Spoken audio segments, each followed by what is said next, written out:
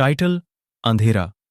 गांव के पास एक बड़ा जंगल था जिसे स्थानीय लोग काला जंगल कहते थे।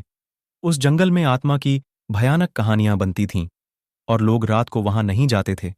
इसके बावजूद एक युवक नाम माधव ने अपने दोस्तों के साथ उस जंगल का सामना करने का फैसला किया।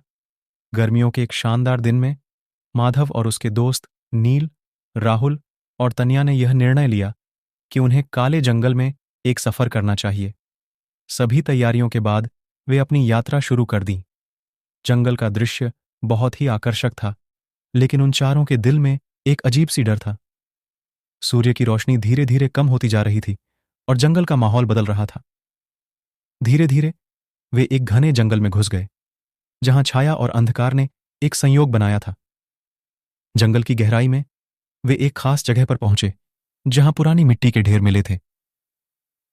तभी एक अजीब सी आवाज सुनाई दी, जैसे कोई चीख रहा हो। माधव ने अपने दोस्तों की ओर देखा, लेकिन उन्होंने भी वही ध्यान दिया जैसे कुछ भी नहीं हुआ। जब वे आगे बढ़े तो उन्हें लगा कि उनके पीछे कोई है। वे मुड़े, लेकिन कुछ नहीं देखा। वे फिर से चले गए, लेकिन वह आवाज बरकरार रही। फिर एक अजीब सा प्रकार की वातावरण उनको लगा, जैसे कोई उनका होश उड़ा रहा हो।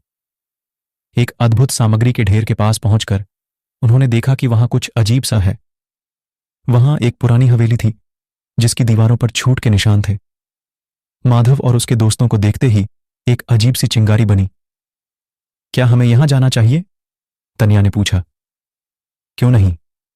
माधव ने कहा, यह बहुत ही रोमांचक हो सकता है। वे सभी हवेली की ओर बढ़े और एक अजीब सी ऊंचाई पर खड़े हो गए। हवेली के द्वार से अंदर की ओर देखते हुए वे विचलित हो गए, क्योंकि दरवाजा खुला हो गया था। उन्होंने धीरे धीरे हवेली में प्रवेश किया और वहां कुछ अजीब सा महसूस होने लगा। हवेली की भीतरी सजावट ध्यान से देखने पर उन्होंने एक पुरानी चित्र देखा। चित्र पर एक सुंदर लड़की की तस्वीर थी, जिसकी आंखें खुली थीं। उसके पास एक पुरानी डियरी भी थी, जिसमें कुछ लिखा हुआ था। माधव ने डियरी ली और उसने पढ़ना शुरू किया। उसमें लिखा था, मैं नम्रता हूं, मैं इस हवेली में फंसी हूं और मेरी आत्मा यहां फिर भी है। कोई भी जो मेरी कहानी सुने बिना इस हवेली में आता है, उसकी आत्मा यहां फंस जाती है। उस समय एक अजीब सी ध्वनि सुनाई दी और उन्हें लगा कि कोई उनके पास है। वे घबराए और वहां से बाहर निकलने के लिए धावा किया, लेकिन जैसे ही वे बाहर निकलने के लिए तैयार हो रहे थे, उन्हें हवेली के दरवाजे की ओर एक आवाज सुनाई दी, रुको। वे मुड़े और वहां एक वृद्ध आदमी खड़ा था।